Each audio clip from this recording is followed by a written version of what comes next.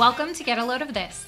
This is your host, Elizabeth Scholes, and today we're joined by Seairra Williams, the CFO of UFT and UFFB Transportation. Their business has been serving the freight industry for over 10 years, and Seairra takes to heart the position she holds in the lives of her carriers. She manages to have her finger on the pulse of the small day-to-day interactions and the big picture, all at the same time. We're excited to speak with her on the final episode of Season 1 about some of the exciting and challenging things the trucking industry is facing and where she sees the industry headed in the years to come. So without further delay, let's get started. So we are very excited. We have a very special guest today. Seairra, I would love for you to introduce yourself to our audience and give them a sense of what it is that you do in the logistics industry. Okay, so I'm the CFO of UFT and UFBB, and what we do is pretty much anything logistically moving. So we have, of course, our fleet of like dump trucks and hoppers, but dry vans, power only. We also have the freight forwarding side where we deal with, ocean and rail.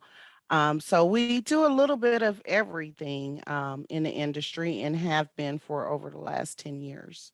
That's amazing.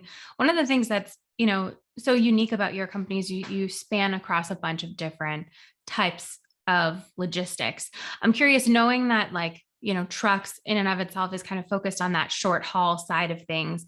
But there's a lot of stuff in the news cycle about the long haul industry. It always gets a ton of attention.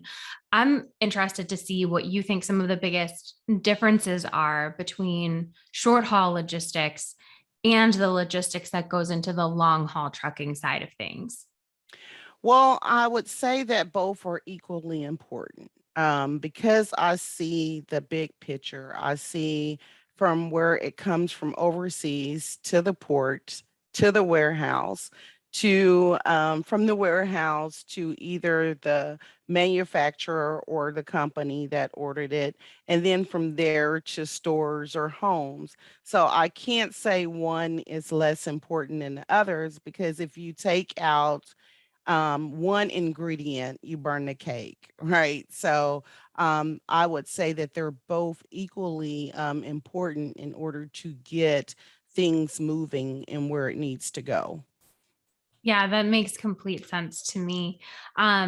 When you're thinking about some of the similarities that you see between the problems and challenges maybe that are faced by long haul or over the road trucking versus the short haul space of like even vocational trucking, like dump trucks, do you see any similarities or challenges that both sides of the industry are facing right now?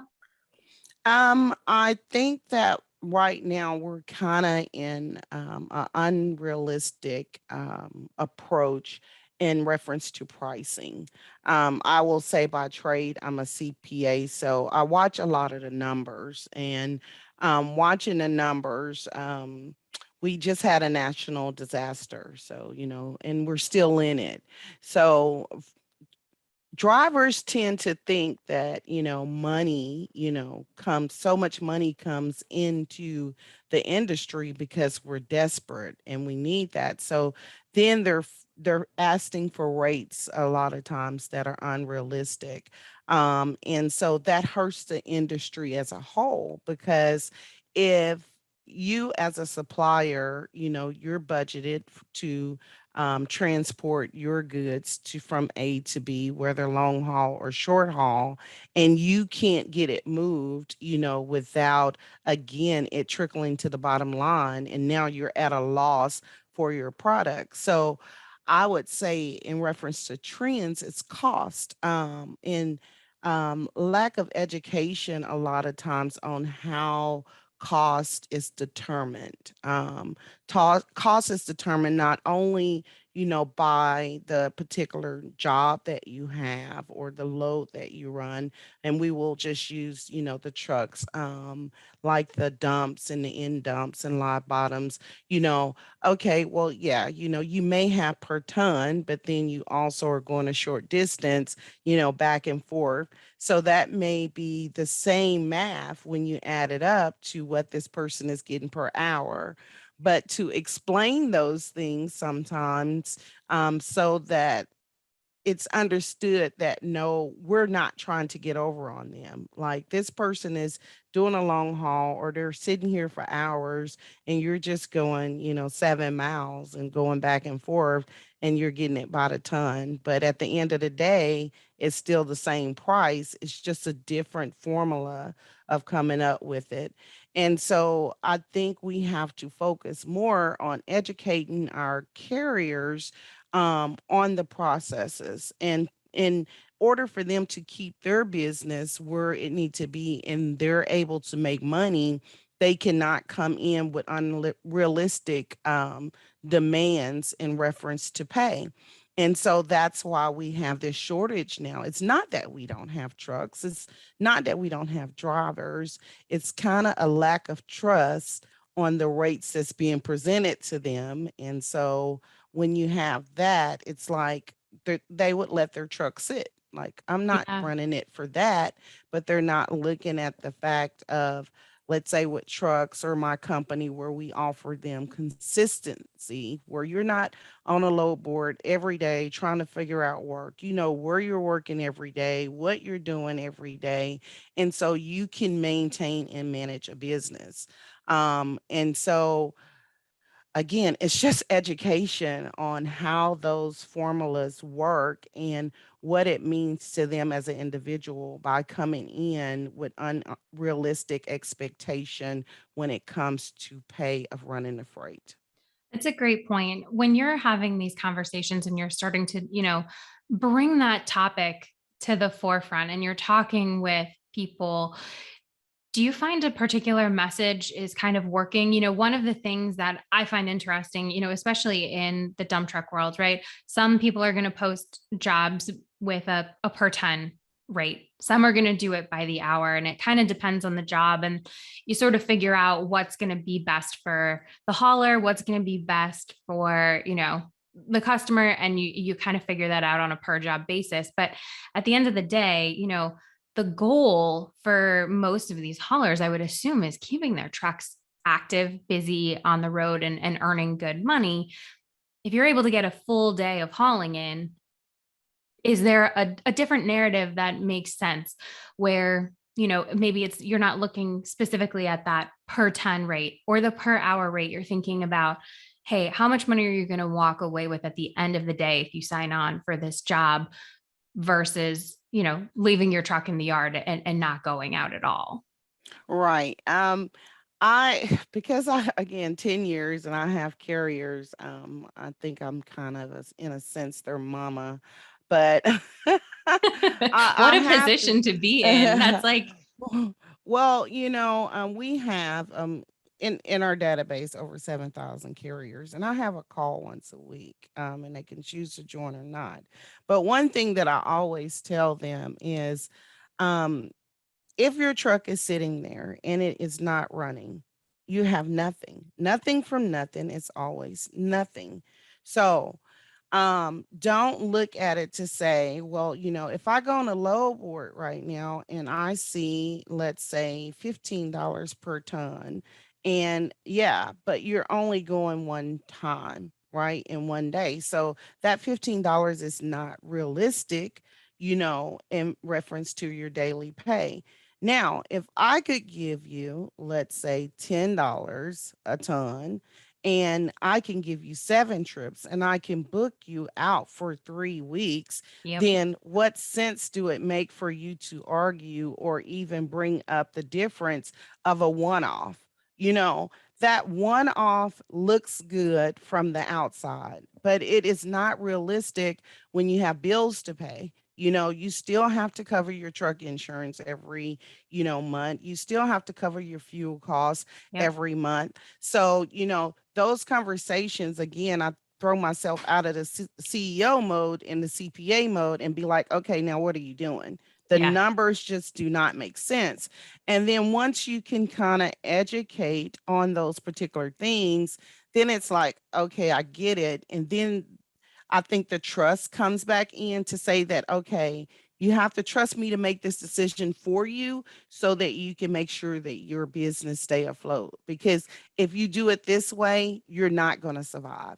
Exactly. And I think you're so right. Building that trust, building that credibility is huge. And it doesn't it doesn't have to take too long to build that. If they're seeing the results at the end of the week, if they're seeing the results at the end of the month and the money is there, you build that credibility and you build that trust. And I think, your point is great too. That $15 per ton job versus the $10 per ton job. Maybe there's a reason that that job is priced higher because it's less desirable, it's less attractive. They know they're going to need to pay somebody more because it's really short term, or it's hauling a difficult kind of material, or it's going out of your way. There's so many reasons that go into what the rates are for a particular job, and helping break that down for people so that they can look at it not just at face value, but like, what is this impact? What is this going to have as an impact on my business, not just today, but for tomorrow? Am I going to be able to build a better relationship? Am I going to have consistent work over the course of multiple weeks that will end up, one, freeing my time up? I don't need to be, checking for new jobs every few hours or every day. There's so many different types of advantages that can come with that aside from just price. And if your bank account's looking great at the end of the month, well, then even better, right? Right. Correct. Correct. And I will express over and over again the one off versus the consistency. Yep. Um, and I think, our company is completely technology based. I mean, we everything we do is integrated, from EDI, whatever, it's all integrated. So I am a technology baby. Anything that new, make it simple, and easy to move and easy to keep track of. I'm with it. But with it also is the other side of that. The other side of that is you do have major load boards that's out there that will give a number, let's say by a region. So we know that, okay, if I'm in the Southeast, I cannot compare the price in the Southeast as I could, let's say, up north, right? Because those rates vary. They vary for very different reasons. In the southern states, you may have some bad weather here or there, but up north, those long-term contracts have to factor in. They have to run sleet, snow, whatever, in there. And also, the cost of living, those things factor in. So Yep. you can't look on a board and say, well, I just see my truck, running in Chicago, for, let's say $200 an hour. Sometimes it's some ridiculous stuff, but we know that that's not a real number. But but you're located in the Delta, because it just does not work that way. Demographics play a role also in rate. And so when that technology just puts the information out there and it doesn't explain to the carrier why these two rates, are different, the different variables that makes it different, then also you have the misconception and are back to educating on why this is different from this, and that we, as a company are not withholding, anything, because drivers tend just not to do sometimes the research on their region. It's very important to understand in my region for my particular type of equipment, this is what the norm is. And we have to kind of keep expressing that so that they will understand their region and not look at any other region than what their region would, Yeah. accommodate. It's interesting. It's one of those ideas of like the grass is always greener on the other Mm. side. And when you start to centralize data and you use technology, you can pull data in from all across the country. But you're right, without that education component, it can kind of create a little bit of hostility or frustration because you're not sure why you're seeing things look so different somewhere else than how they are in your backyard. When you talk about getting knowledge and educated about your market, what are some of the ways that you encourage drivers to do that? Is that something that you help facilitate, or are there certain ways that you encourage them to, check out or keep an eye for information in their area so that they can start to get more educated on what to expect in their particular region? Well, I can actually tell you that most use the load boards as their form of argument. So they Yep. will take the information, let's say off our internal board, and they will put, their truck, their information, in the system. And it says, well, on the low end, it pays this, and on the high end, it pays this. Okay, so what do the high end mean? Right?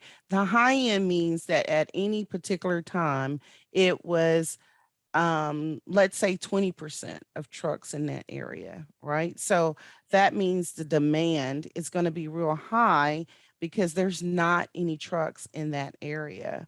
But Yep. if you're now in an area where the demand is low, meaning there is 700 trucks showing, in this area, well, you need to look at the low end of this number because now you're dealing with the power of supply and demand and competition.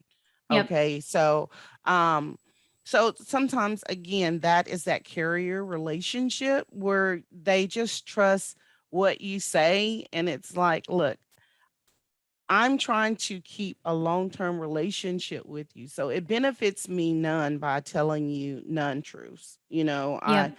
always want to, do what I said I was going to do when I said I was going to do it and just back that up with information. And the truth doesn't need support.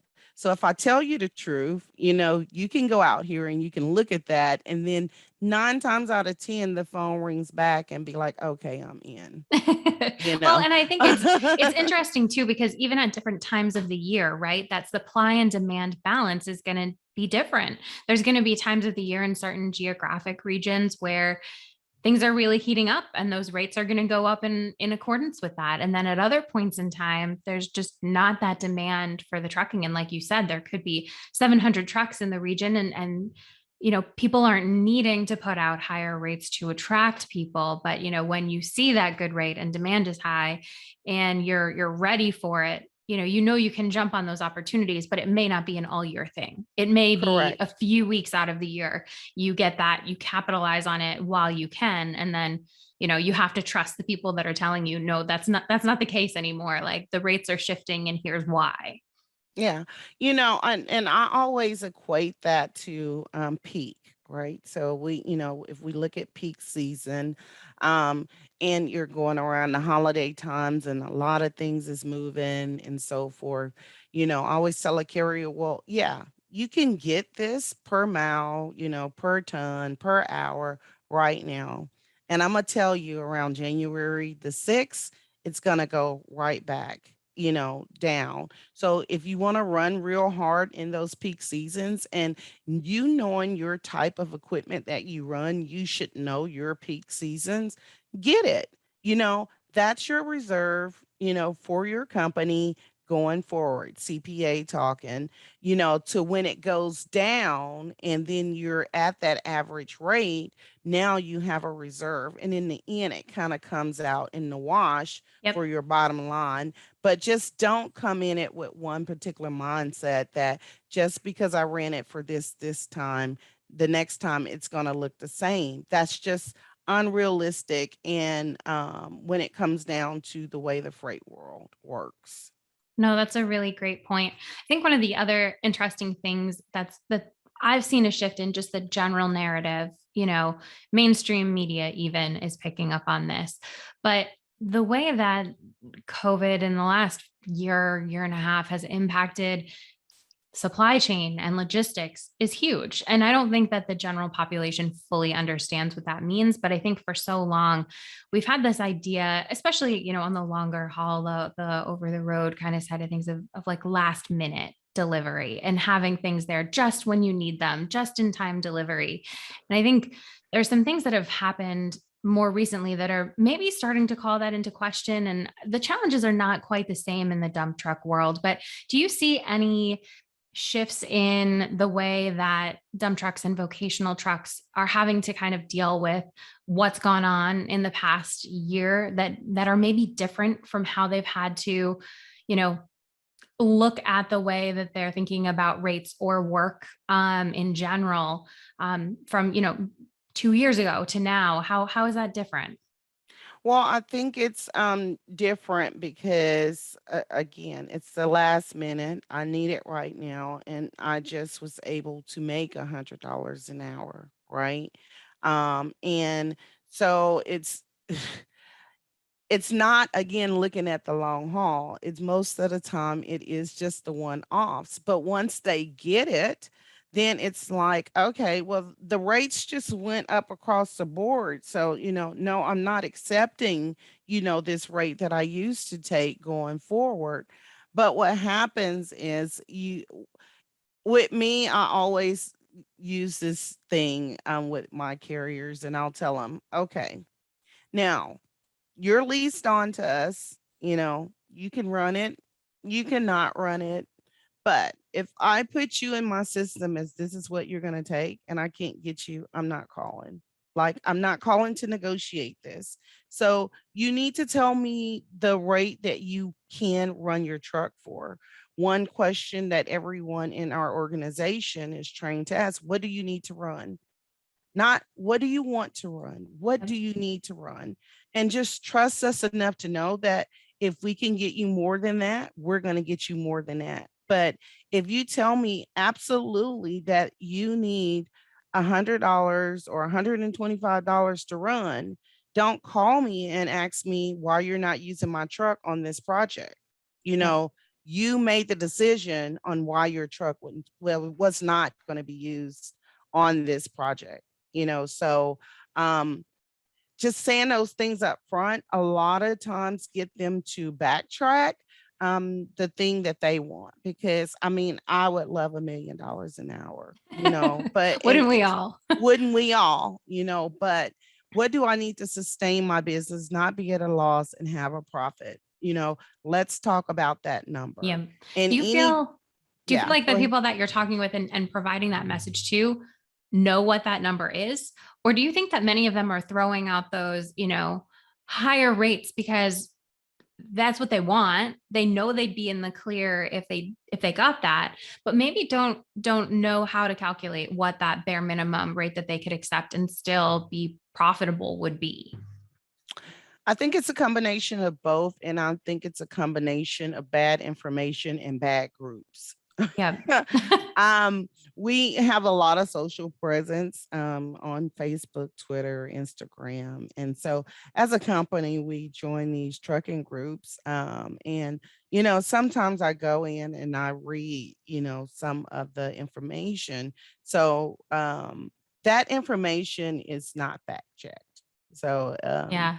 What are if there certain narratives that you see there pretty consistently that you feel like are just not really representative and probably deserve to be fact checked? it is, and I would say this, well, you're running this load in this area, let's say for $75. And if you keep running it for $75, what's going to happen is you're driving the price down for everybody else. So you shouldn't accept these. So you have these groups that's out there that is pushing carriers to not accept rates that they know are rates, because then they're putting the blame on them for driving the price down for everybody else.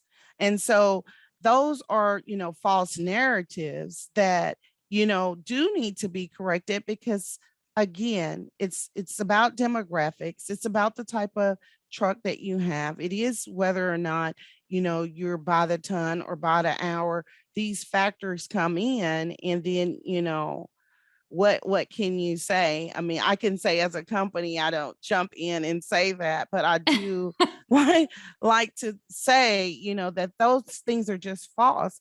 The It's always going to be pretty much consistent, across the board, because a shipper or let's say a government contractor, they're budgeted. Yeah. You know, and who gets the account most of the times break down to most of the time pennies, not major differences like this one is completely so low that that's why they went with it. It's either reputation or either it's just a couple of cents that kick you out the bid. Yep. So with that being said, then the carrier is still going to get about the same amount of money from those particular contracts. It doesn't matter who owns them, you Yeah. know. So that whole narrative that if you accept this particular, amount per hour per ton, that you're driving it down and making it hard for everybody else is it's not true, because again, you have to look at the source, and you have to understand as suppliers and as the people that actually hold this freight that we're trying to allocate. It's like we can't afford to do it any other way, so and still have a profit, Yeah. because everyone in that line has to produce a profit. Yep. And so as a carrier, we can't give you all of the profit and then bankrupt our company, but we can give you the fair rate for the work that you're going to do up under this contract. And we most of the time, 98% of the time, we like with trucks and our relationship with trucks, it's like we don't even enter into agreements with individuals that we cannot give consistent work from. And so what I mean is it there's rarely any one-offs. And if it is a one-off, we normally have something to still keep you running the next day, and every day you have work. So to me, the security of being able to keep your business afloat, it's not worth you fighting over 5 cents, but Yeah. Either way, yeah, your truck payment's going to come due. Either way, you're going to have to, pay for your insurance and, making sure that I think your point of getting educated is huge, right? There's so many narratives out there that are maybe appealing, but maybe oversimplified. And if you're just taking it at face value, you could end up damaging your business or your overall profitability just by taking yourself out of the conversation and out of the thought process. Like you said, if you tell me you don't want this rate, I'm not going to call you for it. But then you can't right. get mad that you weren't offered the job.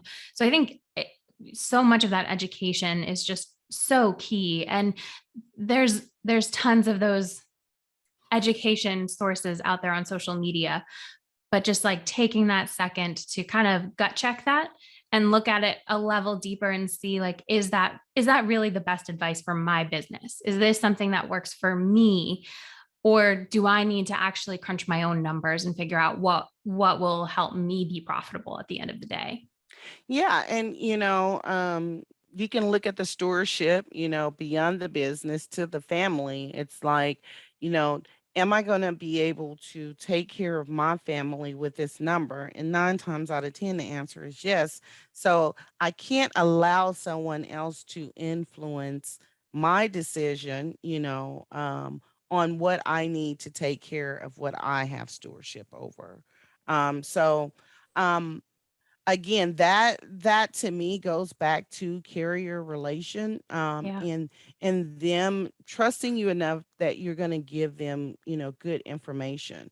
you know um I it takes me back to a story of I had 6 carriers that I put on a job. um 2 of them, were stuck on their rate, didn't want to budge whatsoever. 6 of them go. Account end up going into overtime. So, where they were promised 8 to 10 hours a day, they were pulling in 14-hour days. So, this one particular carrier called back, please put me on this account, of course, because they're friends. Most of the time when you're dealing in regions and they have certain trucks, they all know each other. Like the Yep. trucking world is big, but it's small. Yep. And so it's like now they're bragging about all of this money that they made, on this account, and you basically X yourself out because now I have what I need on this site. So I'm not pulling someone that is consistent and there every day just because now you change your mind, and those things happen and it's unfortunate, but it's just you have to focus as a carrier, just anyone in business as a whole, on what you need for survival for yourself. Don't get caught up in what you consider industry trends or anything like that. Can I pay my bills? Can, I have the life I need at this rate? And take the time, as you said, to do the math, Yep. do the math. Yep. One of the other things that I think has, been a narrative that I've seen a few places, is that, haulers in general are really resistant to technology. And I think there's some truth to that. I think there's also plenty of oversimplification there. I know you mentioned that your company is really technology driven and you're using that to get the job done. How do you find your conversations with haulers if they like how do they feel about the technology that one you're leveraging or technology you may be encouraging them to leverage? Do you meet with resistance there or is it really a mixed bag? Maybe some are really eager to jump on board and some are a little bit more hesitant. Well, I think it just has to be required, right? If you want to get paid, if you want to be on this particular job, or if you just want to work for our company as a whole, these are the tools that you need. You know, we have onboarding, and in the onboarding, um, basically, if they do not sign up to be able to electronically send their BLLs and, our rate confirmations, everything is electronic here. So if they don't do that, then they're not officially onboarded. Like we have a checklist. And so I'll tell them, no, well, I did the packet. Well, you're not onboarded because you haven't done this and you haven't done that. And these are the things I need done. So they have to be required. But what happens is, sometimes people tend to want to break the rules for carriers. And then, I had someone try to, one of the systems we use is Ring Central. So it allows us to directly communicate with our carriers wherever they're at. And so they send me these pictures of like BOLs and PODs, and I'm like, no, like I don't want this. This goes into our TMS. And so until it goes there, can you take and put it there like I just sent it here? And the answer is always no, because you will kind of babysit them and then they will never use the systems until they realize they have to. I mean, we track everything and everybody. So even, with our relationships, doesn't matter who it's with. If they do their tracking, that's fine. But guess what? That does not excuse the fact that I want to know where you're at if you're on any of my loads at any point in time.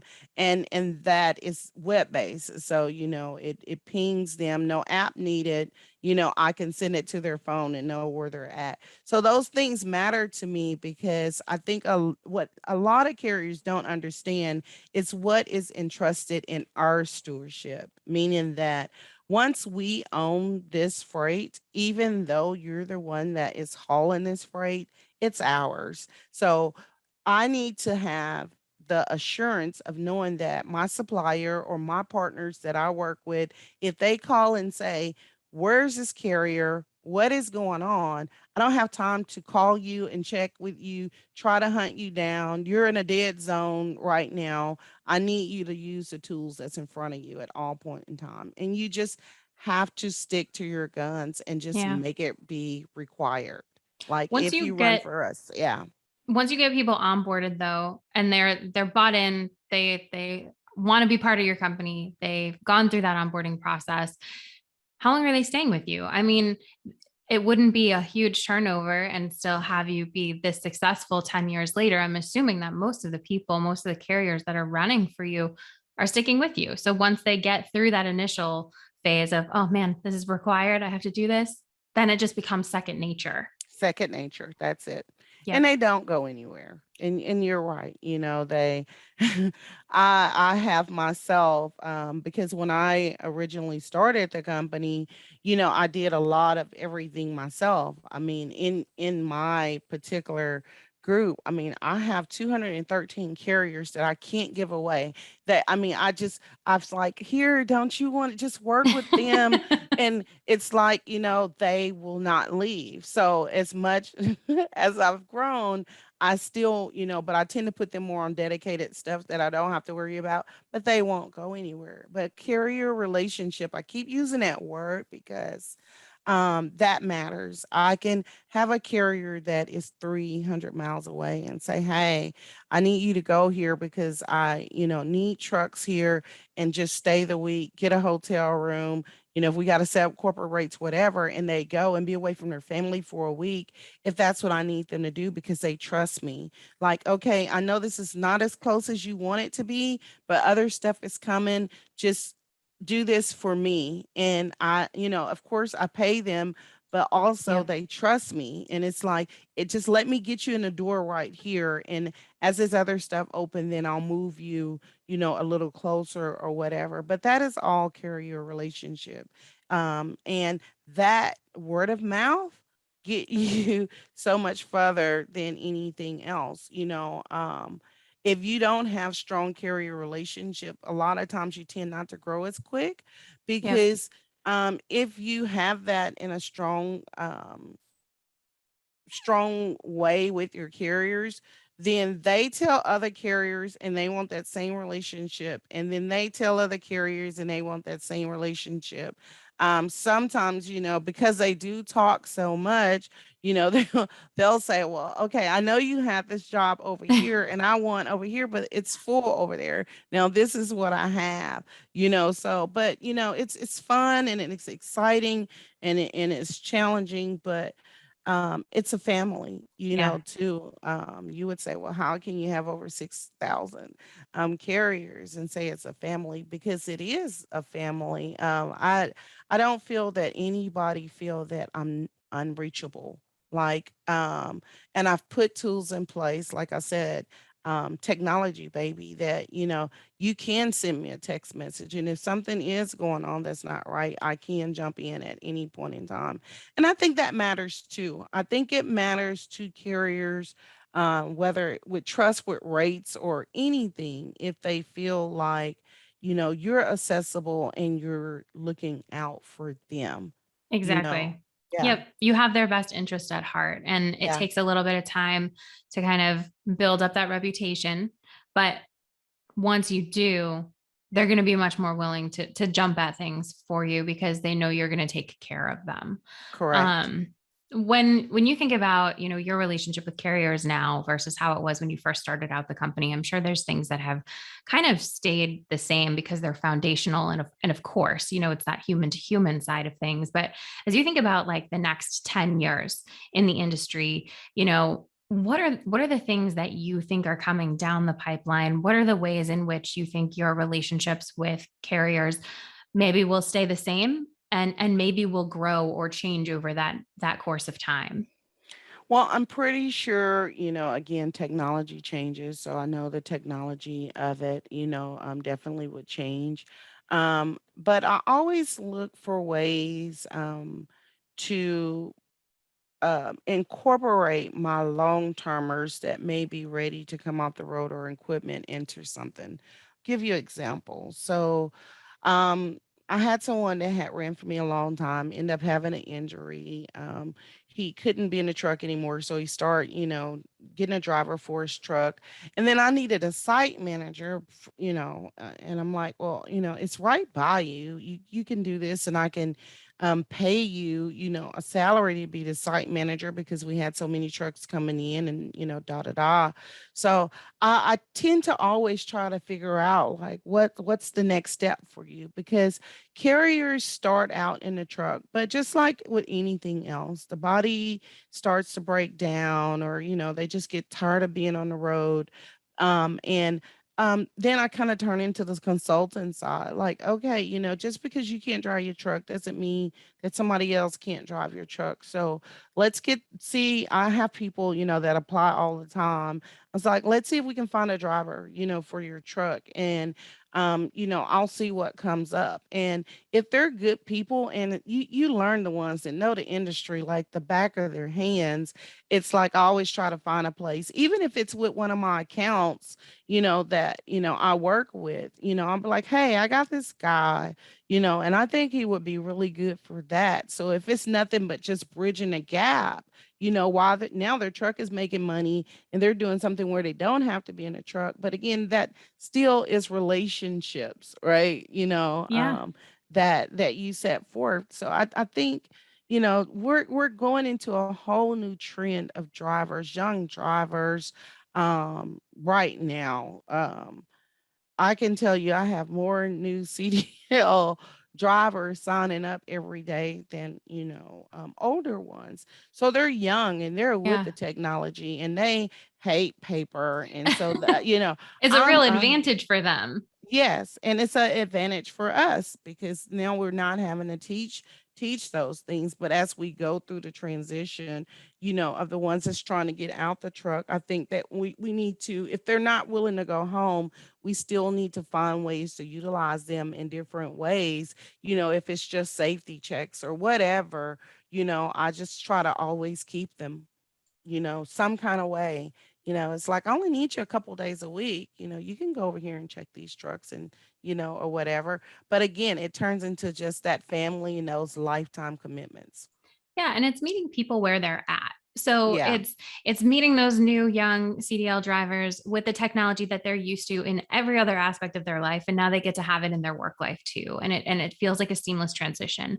But it's also meeting those people that are, in the thick of their career, really in their earning years, trying to like take advantage of as many peak seasons as they possibly can so that they can put as much in reserve as possible. And then it's also helping those people that are transitioning to a new phase of life and maybe looking for a way to still be a part of the industry, but maybe not behind the wheel of a truck. And I think that's a great takeaway is meeting people where they're at. And in some Yeah. instances that may be diving more into the technology. In some instances, it may be diving more into how can we find the right place for you. And in some instances, it's about education. And I personally think there's so much education that still needs to happen that in another Yes. 10 years, we're still going to be at the spot where like we feel like we've made progress and we've put out a ton of great resources, but there's still going to be so much to learn. And as a new technology becomes available, that's just going to broaden the whole scope of what people will need in terms of education.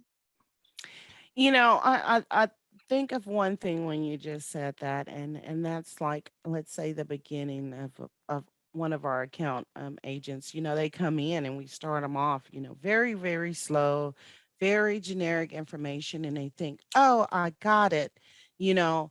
And then they get to the next thing. It's like, wait a minute, it's all of this, and you have to learn about all of these trucks and all of this stuff. And it's like you have to learn that information compounds. Yep. So no, we cannot just throw out all of this technology overnight and expect them to understand. But what we can do is do baby steps. I do videos, right? I get a graphics person to do a video to walk them through step by step. This is what you do, and that is in their welcome packet. Because maybe I can explain it to you, but maybe I'm explaining it in a way that you can't get it. Yep. So the video at least give them the foundation of what's expected to them, and then they know what question to ask. So I think we're always building up on new ways, to do things, but also just like putting it right there in their face in a simple way where it's not too hard for them to grasp so that they can, take that as the foundation to build upon. Absolutely. I think that's a great spot to kind of end the conversation. We do have a couple of like more rapid fire questions that we go through with each of our guests. So I'd love to run through those quick questions with you now. And then I know you've got a busy day, so we'll let you get back to it. Um, has there been someone in the industry that's really been a mentor to you, as you were starting out in your career or even now, 10 years into your business? I would actually say Chuck Rosen was a great influence for me. He actually was a CPA and he ran a lot of freight, and I eventually retired from up under him and started my own. So that was kind of me. I didn't think the industry was for women. It's still pretty much male dominated, but um being in that position gave me the opportunity to realize that I could do something different and I could do it my way. And that was my influence. So yeah. I love that. What keeps you in the construction and in the logistics industry today? I think the challenge. I love the challenge. I'm never bored. There's always moving parts. Um, And I just again, I go back to stewardship. Like I know that if it's in my hand, I can take care of the people that I've been entrusted with. Like Yep. I'm not gonna fail them. I'm gonna always look for new innovative ways and new accounts to make sure that they're always working. And that's just, the way I look at it. Like I'm entrusted with that. A steward over their lives. If I fail, then they fail, and so that'll keep me always in the industry as long as I'm needed. I love that. What's on one piece of technology that you couldn't do your job without? All Everything. of it? I would I would say, outside of the PC, I would say definitely I'm a plug Ring Central hmm in here because it gives me an opportunity to video call each one of my carriers that's in our database at one time. I can send a message to everyone in my company instantly. I just love the platform. I can send messages to my team. I could set up different groups, truck groups in there, and just send a message to this particular truck group. Like I would say Ring Central is definitely this new version that they came out with the last couple years.